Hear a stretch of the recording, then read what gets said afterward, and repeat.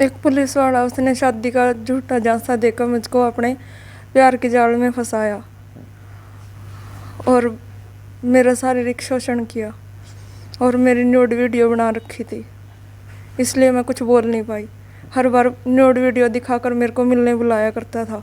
बोला कि मैं पुलिस वाला हूँ, ठीक है, अगर तू कहीं किसी को बताएगी तो कहीं दरखास्त देगी तो उल्टी वो तेरा ही वो कर देंगे, तेरी दरखास्त लिख देंगे, ठीक है, किसी को नहीं बताना कुछ भी और चुपचाप रही हो, नहीं तो मेरी बड़े बड़े एसपी, एसएचओ, पीएसआई के साथ जानकारी है।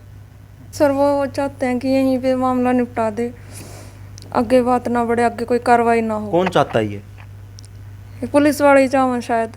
पुलिस वाले चाहते हाँ जी, एफआईआर की कॉपी दे दो। मैंने बोला उनको कार्रवाई करो, एफआईआर की कॉपी दे दो, मेरे को कॉपी दे दो। बोलते हैं कि कल आ जाना, परसों आ जाना, सुबह आ जाना, शाम आ जाना। मैं तंग आ चुकी हूँ, बार बार कॉपी मांग मांग के लिए, वो दे नहीं रहे। नमस्कार, मैं हूं रजत राणा, आप देख रहे हैं वायरल हरियाणा। दोस्तों, हरियाणा की अगर बात करूं तो हरियाणा में महिलाओं के साथ बेटियों के साथ जो अत्याचार हैं वो लगातार बढ़ते जा रहे हैं। और जब भी किसी बेटी के साथ, किसी महिला के साथ कुछ भी गलत होता है तो वो जाती है पुलिस के पास। लेकिन यहां पर सवाल ये उठता है कि जब रक्षक ही भक्षक बन जाएं तो फिर क्या होगा। सरकार बड़े बड़े दावे करती है, बेटी बचाओ बेटी पढ़ाओ, लेकिन अब करनाल की अगर मैं बात करूं तो पिछले काफ़ी दिनों से हरियाणा ही नहीं, करनाल में भी जो मामले हैं वो पुलिस के खिलाफ काफ़ी खुलकर अब जो बेटियां हैं जिनके साथ गलत हुआ है वो खुलकर सामने आने लगी हैं। ऐसा ही एक और मामला कुछ दिन पहले आपने देखा था कि 2 पुलिसकर्मियों पर जो है आरोप लगाए गए थे रेप के। जींद का मामला किसी से छिपा नहीं है और अब एक और मामला, उसमें भी पुलिसकर्मी पर आरोप लगे हैं, बार बार ब्लैकमेल करके रेप करने के, शादी का झूठा झांसा देकर रेप करने के, और भी तरह तरह के। और यहाँ तक कि जब शिकायत दे दी जाती है उसके बाद भी उस बेटी की कोई नहीं सुनता। यहाँ तक कि मामला दर्ज करने की जो पुलिस के पास वहाँ मामला दर्ज करने तक की जो फुर्सत नहीं है। बेटी से ही बात कर लेते हैं, आखिर क्या कुछ पूरा मामला है, क्या कुछ कहेंगे, आपके साथ क्या हुआ, कैसे हुआ, बिना डरे आपने बताना है। एक पुलिस वाला उसने शादी का झूठा झांसा देकर मुझको अपने प्यार के जाल में फंसाया और मेरा शारीरिक शोषण किया और मेरी न्यूड वीडियो बना रखी थी, इसलिए मैं कुछ बोल नहीं पाई। हर बार न्यूड वीडियो दिखाकर मेरे को मिलने बुलाया करता था और बोलता था कि जान से मार दूंगा। मुलाकात कैसे हुई आपकी उससे? सर इंस्टाग्राम पे बात हुई थी। इंस्टाग्राम जी। क्या क्या कहा उसने? शादी करेगा आपसे? जी, उसने शादी की बोली थी मेरे को, शादी की बोल के, और बस झूठी बात बोली थी शादी की कि अब शादी करने से मना कर रहा है साफ। अब मना कर रहा है? हाँ जी। तो कहाँ बुलाया आपको मिलने के लिए, कैसे? यहाँ सिविल जो पुराना हॉस्पिटल है वहाँ मिलने बुलाया करता था सर, ब्लैकमेल कर करके, हर बार न्यूड वीडियो वगैरह दिखाकर और जान से मारने की धमकी देकर। न्यूड वीडियो कैसे बनाई उसने? पहली बार मिले होंगे आप? हाँ जी, वो सर एक दिन उसने मेरे से फ़ोन पे बात की 3 अगस्त को, और फिर उसने बोला कि मैं अपने घर से खाना लेके आया हूँ, मेरे को तेरे साथ खाना खाना है, मेरे तेरे साथ खाना खाने की इच्छा है, कहीं बैठ के खाना खा लेते हैं। तो फिर बोला कि कहीं होटल में चलते हैं, और मैं उसकी इन बातों में आ गई। और फिर वहाँ जाने के बाद वो अपने घर से दूध, लस्सी और रोटी लेके आया था। उसने मेरे को खाना दिया और लस्सी दी और बोला मेरे को लस्सी पसंद नहीं है, मैं दूध पीऊँगा। तो मैंने खाना खाया और खाना खाने के बाद मेरे को चक्कर से आने लगे, मैं बेहोश हो गई। और उसके बाद बेहोश होने के बाद जब मेरे को होश आया तो आपने पूछा नहीं उससे कि आपने ये सब गलत क्यों किया? हाँ जी, मैंने पूछा उससे। तो फिर उसने मेरे को अपनी जो वीडियो बना रखे थे, मेरी वीडियो फ़ोटोज़ दिखाई और बोला कि मैं पुलिस वाला हूँ, ठीक है, अगर तू कहीं किसी को बताएगी तो कहीं दरखास्त देगी तो उल्टी वो तेरा ही वो कर देंगे, तेरी दरखास्त लिख देंगे, ठीक है, किसी को नहीं बताना कुछ भी और चुपचाप रही हो, नहीं तो मेरी बड़े बड़े एसपी, एसएचओ, पीएसआई के साथ जानकारी है। तो दोस्तों सुना आपने, एक पुलिसकर्मी धमकी देता है कि वो पुलिस में है, एसपी और एसएचओ सबके साथ उसकी अच्छी बनती है। मतलब एक पुलिसकर्मी को लाइसेंस मिला हुआ है किसी भी बेटी के साथ, किसी भी महिला के साथ कुछ भी गलत करे, और वो धमकी देता है कि अगर तुमने कुछ भी किसी को बताया तो उसकी सबके साथ जान पहचान है, कुछ नहीं होने वाला। और हो भी वही रहा है, हो भी वही रहा है। शिकायत दी फिर उसके बाद? यस सर, मैंने 22 नवंबर को शिकायत दी थी उसके खिलाफ, यहाँ सिविल लाइन थाने में। वहाँ पे मैंने थाने में शिकायत दी जब, तो वहाँ पे मेरे को एसआई मैडम मिले थे और फिर उन्होंने मेरी शिकायत पढ़ी। उसके बाद उन्होंने लड़के को बुलाया कि बैठ के बात कर लेते हैं। तो फिर मेरे को डर लगा इस बात का कि ये मेरी बात यहीं दबा देंगे, आगे तक नहीं जाने देंगे। तो फिर मेरी तबीयत ख़राब थी सर, मैं वहाँ से आ गई थी और फिर मैडम ने, एसआई मैडम ने लड़के को बुलाया था और फिर मैं अपने घर चली गई थी। तो आपने पूछा नहीं कि भाई जब मैंने शिकायत दी तो उनको मेरे सामने क्यों बुला रहे हो? हाँ जी, मैंने बोला था उनको कि उनको मत बुलाओ, कार्रवाई करो। हाँ जी कार्रवाई करो और मेरा मुकदमा दर्ज करो, पर उन्होंने नहीं किया था उस दिन। नहीं किया? हाँ जी। फिर मैं नेक्स्ट डे फिर गई, तो नेक्स्ट डे फिर लड़के की फैमिली सारी वहाँ पे बैठी थी, बोली कि मुकदमा मत दर्ज कर। और मैंने मैडम को बोला कि आप मेरी एफआईआर दर्ज करो, पर उन्होंने नहीं की।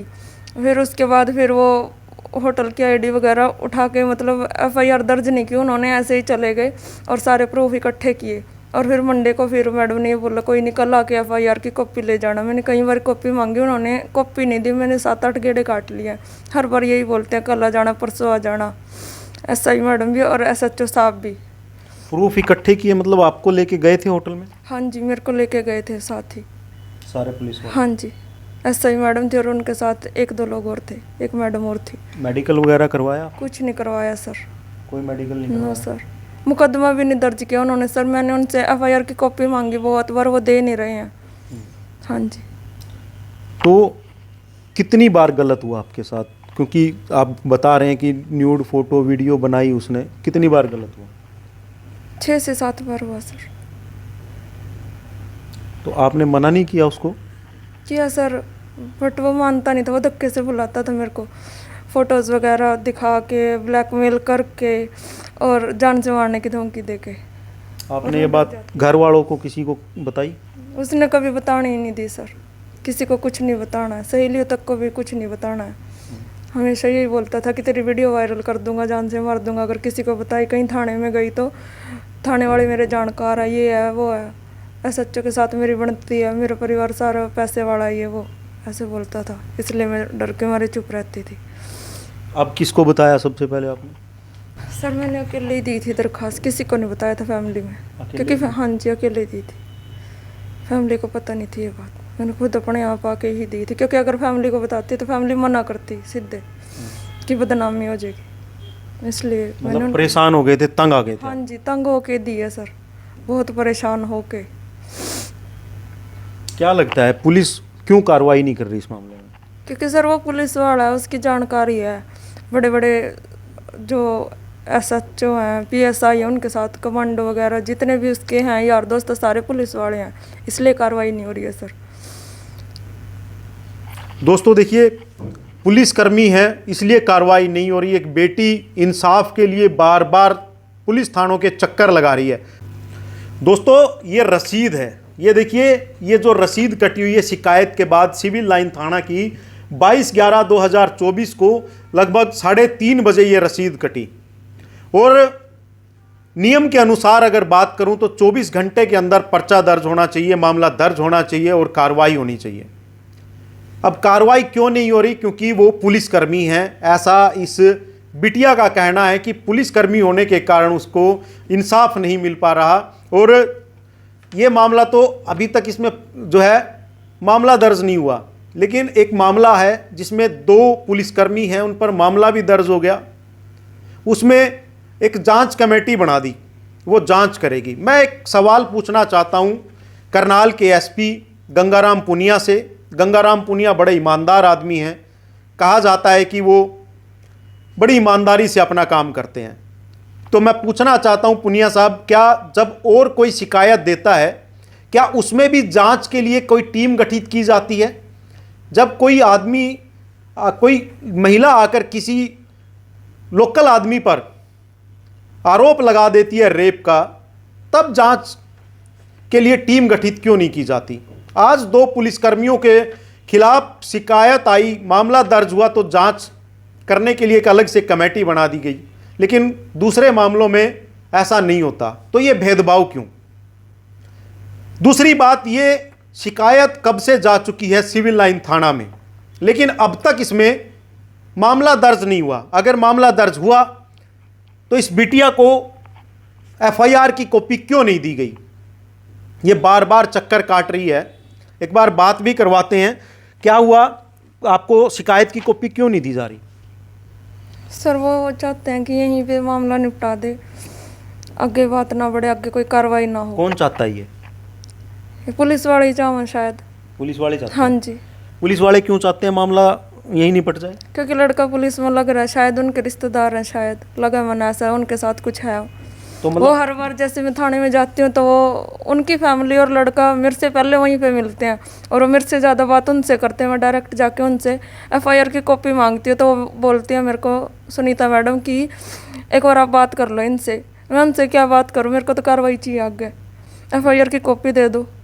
मैंने बोला उनको कार्रवाई करो, एफआईआर की कॉपी दे दो, मेरे को कॉपी दे दो। बोलते हैं कि कल आ जाना, परसों आ जाना, सुबह आ जाना, शाम आ जाना। मैं तंग आ चुकी हूँ, बार बार कॉपी मांग मांग के लिए, वो दे नहीं रहे हैं। एसएचओ से नहीं मिले आप? मिली थी सर, उन्होंने भी ये बोला बेटा कल आ जाना, 2-3 बार बोल लिया सर एफआईआर की कॉपी दे दो। बोलते हैं कभी सुबह आ जाना, कभी शाम को आ जाना। कोई नहीं, दे देंगे, फ़ोन पे व्हाट्सएप पे भेज देंगे।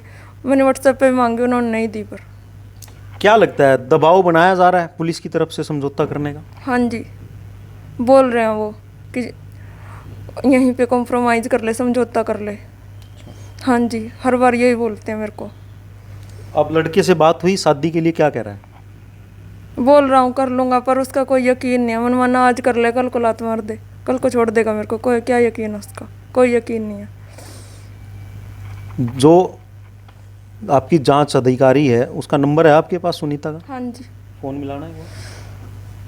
तो दोस्तों एक बार फ़ोन मिलवा लेते हैं, क्योंकि ये बिटिया बोल रही है कि हर बार उसको यही बोला जाता है, कल आना, परसों आना, बाद में आना। एसएचओ सिविल लाइन से भी इन्होंने बात की, लेकिन समाधान कुछ नहीं हुआ। सबसे बड़ी चीज़ है कि समाधान कुछ नहीं हुआ। बेटियों पर अत्याचार लगातार बढ़ते जा रहे हैं, और अब तो पुलिस वालों के खिलाफ शिकायतें आ रही हैं।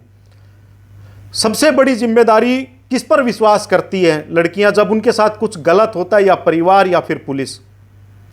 लेकिन परिवार को डर के मारे बता नहीं सकती। अब पुलिस के पास गई, अब पुलिस के पास भी कार्रवाई नहीं हो रही है, तो ऐसे में क्या करें, कहाँ जाएं ये बेटियां? मैं प्रधानमंत्री नरेंद्र मोदी से, हरियाणा के मुख्यमंत्री नायब सिंह सैनी से भी पूछना चाहता हूं कि सिर्फ नारा दे देना बेटी बचाओ बेटी पढ़ाओ, क्या बस वहीं तक जिम्मेदारी है? ये बेटियां जो इंसाफ के लिए दर दर की ठोकरें खा रही हैं, तो इनको इंसाफ कैसे मिलेगा? अब एक बार बात करते हैं, देखते हैं। स्पीकर ऑन करना।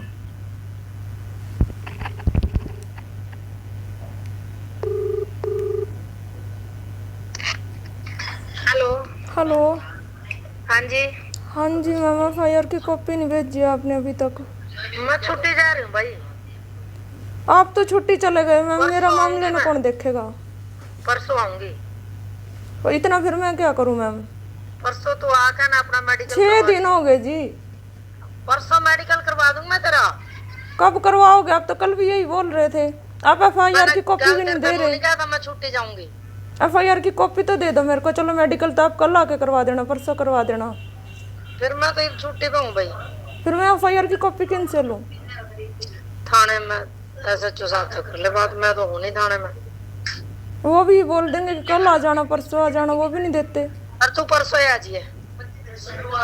ठीक है जी। तो दोस्तों देख लीजिए, जांच अधिकारी हैं, आप खुद समझ सकते हैं, तू परसों ही आ जाना। मतलब एक बेटी के साथ गलत हुआ, 6-7 बार उसके साथ गलत घिनौना काम किया गया, लेकिन पुलिस के पास छुट्टी जाने का वक्त है। इस बेटी को इंसाफ के लिए टाइम नहीं है। अब समझ नहीं आ रहा कि कैसे बेटियां सुरक्षित होंगी, कैसे बेटियों को इंसाफ मिलेगा। बात करना चाहूँगा मैं गंगाराम पुनिया जो करनाल के एसपी हैं उनके पास भी मैं इस मामले को लेकर ज़रूर जाऊंगा, जो एसएचओ सिविल लाइन है उनके पास भी ज़रूर जाऊंगा, ताकि इस बेटी को इंसाफ मिल सके। सबसे बड़ी चीज़ है, इस बेटी को इंसाफ, वायरल हरियाणा पूरा प्रयास करेगा इस बेटी को इंसाफ दिलाने के लिए। क्या कहेंगे, इंसाफ मिलना चाहिए? हाँ जी, इंसाफ मिलना चाहिए सर। अगर हरियाणा के मुख्यमंत्री आपको देख रहे हैं, क्या मांग करेंगे उनसे? करनाल के एसपी आपको देख रहे हैं, क्या मांग करेंगे उनसे? सर मेरे को इंसाफ मिलना चाहिए, उसके खिलाफ कार्रवाई होनी चाहिए। कार्रवाई होनी? हाँ जी। करनाल के एसपी से मिले हो जाके? बड़े ईमानदार आदमी हैं। नहीं सर, अभी तो। मिलना चाहिए, जाके मिलोगे? हाँ जी।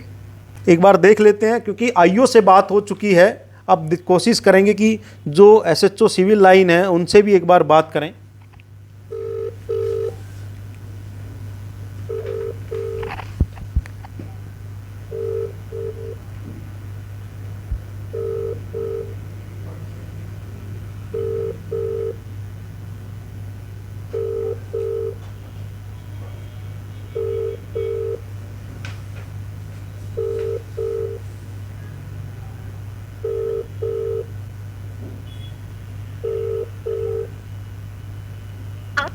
आप जिस व्यक्ति को कॉल करें फोन नहीं उठा रहा। अब इन्होंने भी फ़ोन नहीं उठाया। मामला कितने दिन हो चुके हैं, मामले को आप खुद देख लीजिए। 22 तारीख को शिकायत दी गई थी और अब तक कोई कार्रवाई नहीं है। ये बिटिया आरोप लगा रही है पुलिसकर्मी है इसलिए कार्रवाई नहीं हो रही। दोस्तों, आपका क्या कुछ कहना है? कमेंट कर आप भी अपनी राय ज़रूर देना। वायरल हरियाणा इस मामले को लेकर इस बिटिया को इंसाफ दिलाने के लिए हम आगे भी ज़रूर जाएंगे, और उसके बाद उनका क्या कुछ कहना, अधिकारियों का क्या कुछ कहना, वो भी आपको ज़रूर दिखाएंगे। वीडियो को ज़्यादा से ज़्यादा शेयर ज़रूर करना, ताकि ये जो बिटिया आपके सामने बैठी है, इस बिटिया को इंसाफ मिल सके, और जो पुलिसकर्मी जिनके कंधों पर इन बेटियों की सुरक्षा का जिम्मा है, वही इनके साथ शोषण कर रहे हैं, इनको ब्लैकमेल कर रहे हैं, इनकी न्यूड वीडियो फ़ोटो वो जो है वायरल करने की धमकियां देकर इनके साथ गलत कर रहे हैं। तो इस बेटी को इंसाफ ज़रूर मिले, इसके लिए वीडियो को ज़्यादा से ज़्यादा शेयर करना, कमेंट करके आप अपनी राय भी ज़रूर दें। धन्यवाद।